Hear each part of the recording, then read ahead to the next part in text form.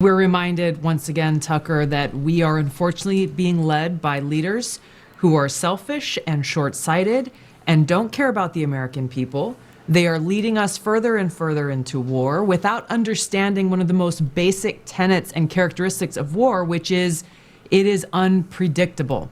And that is the same in Europe. We also have the same European leaders that are against the European people's will, pushing Europe into a war against Russia, our neighbor. And the Swedish people never understand this. When I talk about NATO, I say that Russia will respond to Sweden and Finland joining NATO. How will they respond? I don't know.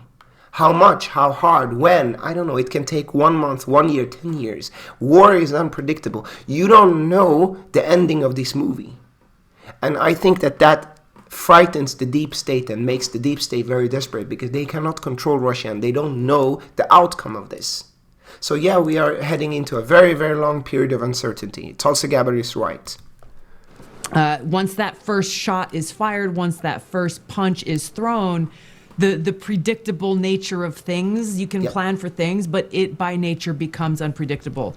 Yes, and you cannot control your opponent. And that is the number one thing, because many Western nations, United States and NATO, they are used to fighting weaker opponents in the Middle East. But Russia is not a weaker opponent. If you fight Iraq, maybe you know that you're going to win in a couple of years. If you fight ISIS, you know that you're going to win in a couple of years. When you fight Russia, you don't know.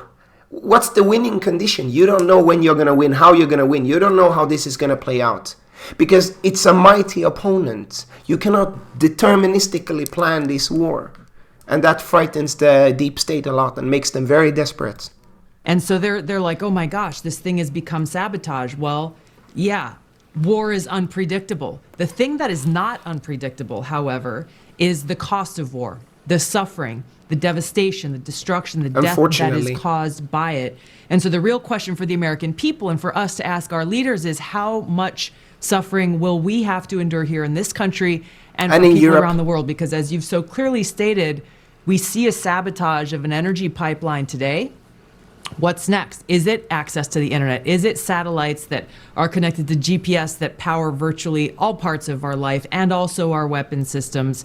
Yes, Russia could shoot down American satellites with their S-500 anti-air, anti-space missile systems.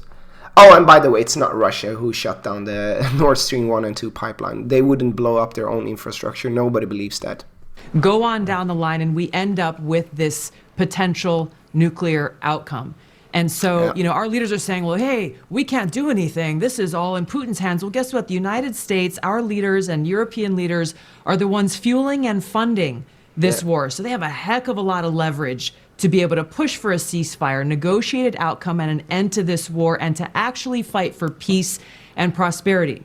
But they don't want we need to know that if they're not doing that, and they aren't right now, then what they are doing is pushing for more destruction, more war, and therefore a lack of peace and prosperity and more suffering for us and people around the world. If it turns out that the Biden administration actually blew up a natural gas pipeline or okayed someone else's sabotage of that pipeline. Of course they did. It's not Russia destroying their own pipeline infrastructure. Russia needs those pipelines to send gas to Europe. Russia wants to sell gas to Europe. That's how they make money. Why would you destroy your own pipeline, which enables you to make money?